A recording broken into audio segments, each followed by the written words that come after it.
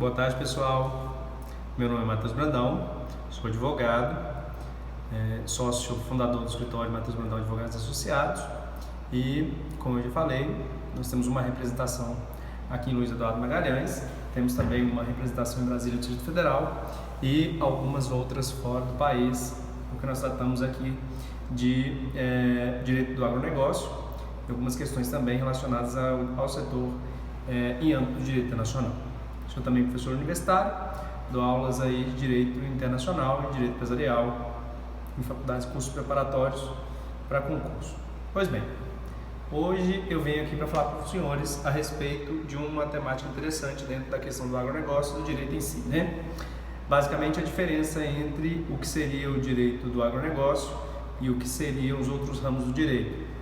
E o principal tema seria como transformar a sua fazenda em uma agroindústria. Então, juridicamente existem algumas questões que devem ser interpretadas, até mesmo para que haja algum tipo de entendimento a respeito de como fazer com que a sua fazenda deixe de ser simplesmente uma fazenda e passe a ser suprida pelo regime empresarial. Então, como isso se dá dentro da norma jurídica da legislação nacional? A primeira questão é o seguinte, em âmbito do direito civil, nós temos que todos os proprietários rurais, ou na verdade as pessoas que trabalham de alguma forma com a produção agrícola ou agropecuária, no sentido geral, né, elas estavam submetidas ao regime civil, do Código Civil. Isso implica, segundo lá a análise do artigo 971 do Código Civil, que é possível que a pessoa que queira se submeter a um regime civilista ou um regime do Código Civil, simplesmente não faça nenhum tipo de situação quando possivelmente é uma regularização junto a um registro mercantil. Então, basicamente, todos os empresários, ou na verdade, todas as pessoas que queiram continuar no regime civilista, é simples, basta que eles não optem por outro regime, a não ser o regime já regra, né? O que aconteceu? O legislador de 2002, na verdade, dentro de uma análise, né, histórica do procedimento brasileiro, nós temos que houve a revogação do Código Civil de 1916 e a inovação do Código Civil de 2002, que é um projeto de Cláudio Bevilacqua de 1975. Então ele foi aprovado e aí veio um artigo que fez uma análise quanto a esse tipo de procedimento.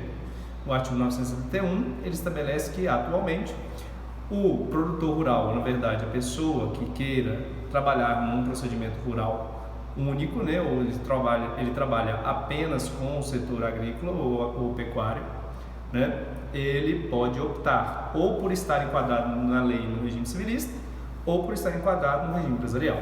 E aí vamos discutir quais são as diferenças básicas em relação a isso. A primeira grande questão é: o que muda, Matheus? Qual seria, por exemplo, os argumentos que eu teria, as vantagens que eu teria em estar no regime civil, do que as vantagens que eu teria em estar regulamentado pelo regime empresarial? Basicamente é o seguinte: dentro do regime civil, nós temos também um enquadramento quanto ao direito agrário, ou seja, o que regulamentava anteriormente a maioria das situações quanto a um produtor rural e a um proprietário rural seria o direito civil e o direito agrário com o Estatuto da Terra, que é a Lei nº 4.504 de 1964, né? Nós tivemos aí algumas alterações. Então, o que acontece? Dentro dessa análise inicial, as pessoas que estão enquadradas no regime civil geralmente são pessoas que não têm um certo tato com a atividade de bem administrar uma sociedade, no regime empresarial. Por exemplo, você não precisa de um contador, por exemplo, se você tem lá a sua propriedade rural e essa propriedade rural, por mais que ela produza produtos e que você os vende dentro de um comércio local ou até de um comércio regional, provavelmente isso vai fazer com que você não tenha grandes dispêndios, por exemplo, com um contador. E também a sua carga tributária será destinada como no regime civil, né? Como uma pessoa, basicamente dentro de um enquadramento de uma pessoa física. Então, você se enquadra, você tem lá sua regulamentação quanto à propriedade rural, por exemplo, sua inscrição estadual, e aí você tem como adquirir algumas linhas de financiamento também no mercado, na verdade com políticas públicas do governo, né? Mas nem sempre essa é a melhor opção. Eu costumo dizer, geralmente nas minhas aulas, que o regime civilista ele é melhor para quem geralmente não tem um grande aparato, uma grande estrutura, ou possivelmente ele não tenha uma grande ambição em relação à atividade empresarial, ou seja, a atividade de desenvolvimento da questão agrícola e da pecuária.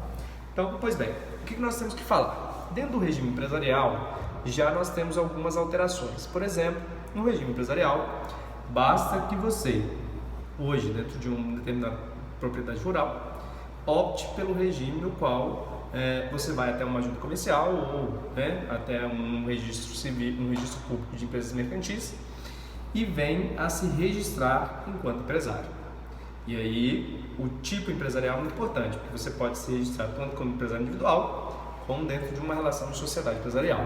Então, isso aí já denota um certo critério, como, por exemplo, a elaboração de um contrato social, a homologação dos registros em um cartório competente, como uma junta comercial ou de uma forma um pouco mais ampla, como nós podemos discutir em outros vídeos, certo?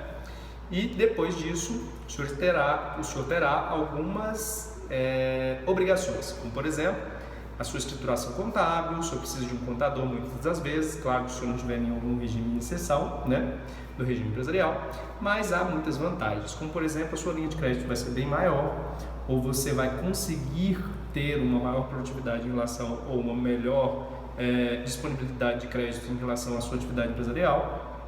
É possível também que o senhor tenha um produto mais competitivo no mercado, até mesmo porque o senhor pode lançar mão de uma forma um pouco mais tranquila em relação às questões de suas notas fiscais, da sua produção. O senhor pode, inclusive, sobre o regime empresarial, ter uma facilidade em relação à exportação e importação de produtos, principalmente a exportação dos seus produtos para âmbito internacional, que hoje o Brasil é muito bem visto em relação aos commodities internacionais. É possível que nós façamos um outro vídeo a respeito dessa questão, sobre a discussão do comportamento do mercado brasileiro no exterior. E também eu queria dizer para vocês que o regime atual e empresarial, ele além de dar muitos benefícios ao produtor rural, que deixa de ser simplesmente um produtor rural ou um proprietário rural para ser um empresário rural, e isso muda muito, porque, como eu falei para vocês, a sua fazenda deixa de ser simplesmente uma fazenda e passa a ser uma agroindústria.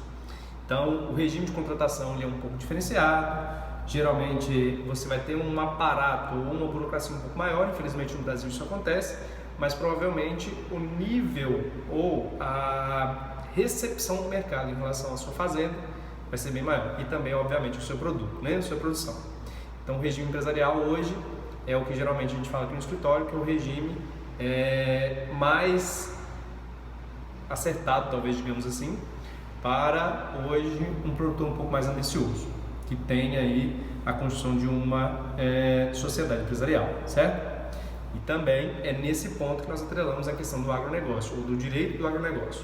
O direito do agronegócio é um ramo do direito empresarial e não do direito civil, que cuida da maioria das situações quando se fala, por exemplo, de uma empresa ou de uma agroindústria.